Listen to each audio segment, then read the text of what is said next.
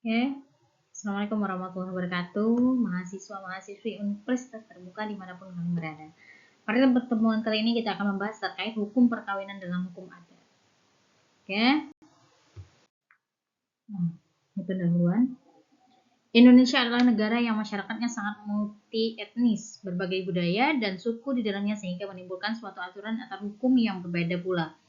Pluralisme demikian yang menyebabkan negara Indonesia mengadopsi berbagai produk hukum. Sebagaimana kita ketahui bahwa sistem hukum yang berlaku di Indonesia adalah sistem hukum yang majemuk, yaitu hukum adat, Islam, dan Barat. Mungkin dari ketiga hukum tersebut dipandang representatif dalam menegakkan keadilan dan dalam menjawab persoalan-persoalan yang sangat kompleks untuk konteks sekarang dan yang akan datang. Nah, kita akan membahas terkait pengertian perkawinan dulu.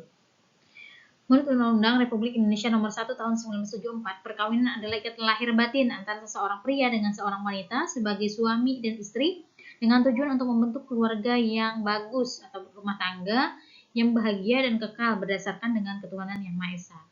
Hukum perkawinan dalam hukum adat. Nah, perkawinan adalah suatu peristiwa yang sangat penting dalam kehidupan masyarakat kita, sebab perkawinan itu tidak hanya menyangkut wanita dan pria bakal mempelai saja, tetapi juga orang tua, kedua belah pihak, saudara-saudara, bahkan keluarga-keluarga masing-masing. Dalam masyarakat adat, perkawinan merupakan bagian peristiwa yang sakral, sehingga dalam pelaksanaannya harus ada keterlibatan arwah nenek moyang untuk diminta doa restu agar hidupnya kelak jadi keluarga yang bahagia.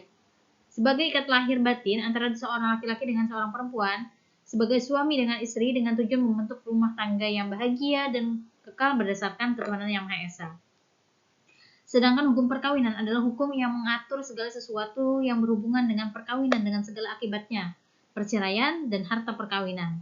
Dalam hukum adat, hukum perkawinan adalah hidup bersama antara seorang laki-laki dengan seorang perempuan sebagai suami istri dengan maksud untuk melanjutkan generasi. Menurut hukum adat, perkawinan bukan merupakan urusan pribadi dari orang yang kawin, tetapi juga menjadi urusan keluarga, suku, masyarakat, dan kasta. Perkawinan berarti pemisahan dari orang tuanya untuk seterusnya melanjutkan garis hidup orang tuanya.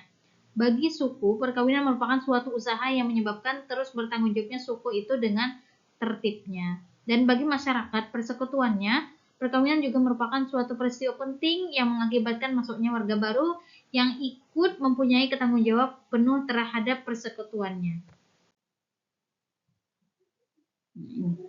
Oleh karena itu, perkawinan ini memiliki arti yang sangat penting, maka pelaksanaannya agar mempelai berdua selamat mengurangi hidup baru rumah tangganya, maka diperlukan aturan-aturan tertentu, misalnya aturan adat.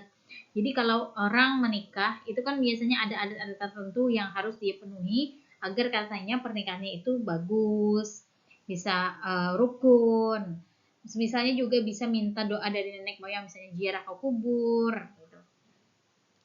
Tujuan perkawinan dalam hukum adat.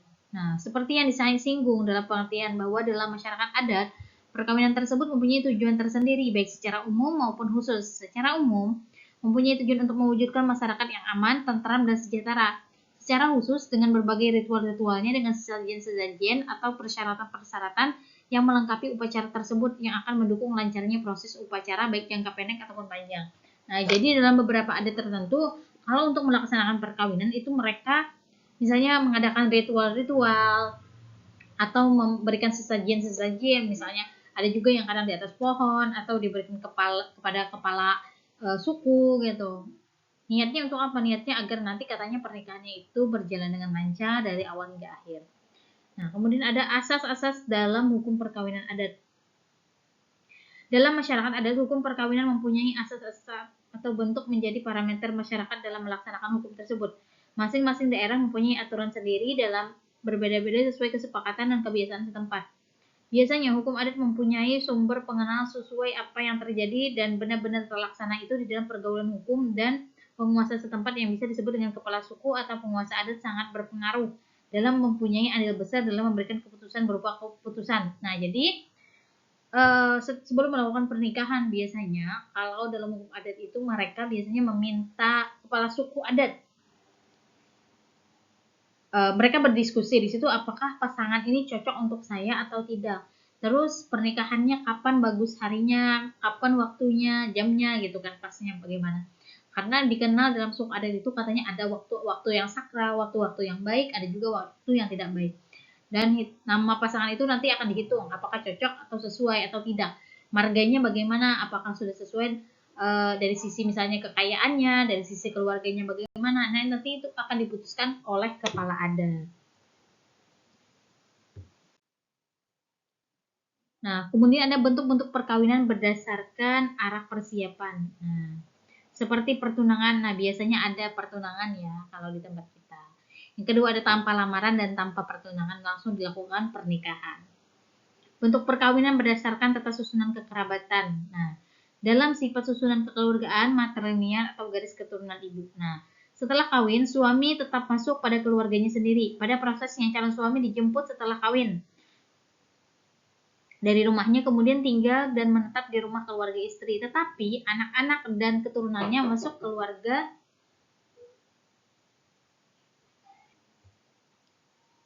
Oke, lanjut.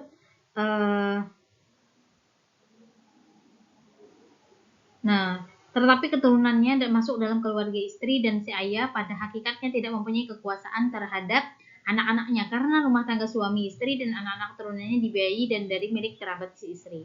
Yang kedua dalam sifat susunan kekeluargaan patrilineal atau garis keturunan bapak. Nah, sifat utama dari perkawinan ini adalah dengan memberikan jujur oleh pihak laki-laki kepada pihak perempuan sebagai lambang diputuskannya hubungan kekeluargaan si istri dengan orang tuanya, nenek moyangnya, dan singkatnya dengan kerabat dan persekutuannya. Setelah perkawinan ini, si istri masuk ke dalam lingkungan keluarga suami, begitu juga anak-anak keturunannya. Yang ketiga ada sifat susunan kekeluargaan parental, itu garis keturunan ke ibu bapaan. Nah, setelah perkawinan, oke bentar. Setelah perkawinan, baik si istri maupun si suami menjadi milik keluarga bersama, yaitu juga anak-anaknya serta keturunannya. Dalam sifat ini juga terdapat kebiasaan berupa pemberian-pemberian dari pihak laki-laki terhadap perempuan. Tetapi pemberian di sini tidak mempunyai arti seperti jujur. Mungkin dulu dasarnya seperti jujur, tetapi lebih banyak diartikan sebagai hadiah perkawinan. Nah. Kemudian ada sistem perkawinan dalam hukum adat, yaitu ada sistem endogami, ada sistem eksogami. Kemudian ada yang terakhir ada sistem elektogami. Sifat perkawinan. Nah, dalam hukum adat ada yang sifat perkawinan, perkawinan patriokat, perkawinan multikultur, multilokal. Nah, acara perkawinan adat. Nah, perkawinan ada di berbagai lingkungan masyarakat adat Indonesia. Acaranya pelaksanaannya berbeda-beda dikarenakan perbedaan adat kekerabatan dan bentuk perkawinan yang dilakukan. Nah, contohnya kayak adat perkawinan adat Batak, adat Minangkabau, adat Palembang, adat Lampung, adat Pasundan, adat Jawa, ataupun adat Kalimantan. Itu adat perkawinannya secara pelaksanaannya berbeda-beda tergantung di tempatnya bagaimana aturan-aturannya. Kemudian terkait putusnya perkawinan. Tujuan perkawinan adalah untuk dapat melanjutkan keturunan dan membentuk keluarga rumah tangga yang bahagia, kekal serta berguna bagi kehidupan kekerabatan yang rukun dan damai. Namun demikian, walaupun sejak sebelum kawin, orang tua ataupun keluarga sudah memberikan petunjuk dalam menilai bibit, bobot, dan bekal calon suami dan istri. Sejarah rumah tangganya seseorang ada kalanya mengalami nasib buruk sehingga berakibat terjadinya putusnya perkawinan. Menurut hukum adat, yang merupakan sebab terjadinya perceraian dari suatu perkawinan adalah perzinahan, tidak memberi nafkah, penganiayaan, cacat tubuh, kesehatan, ataupun perselisihan. Nah, mungkin itu saja terkait dengan hukum perkawinan adat. Terima kasih. Assalamualaikum warahmatullahi wabarakatuh.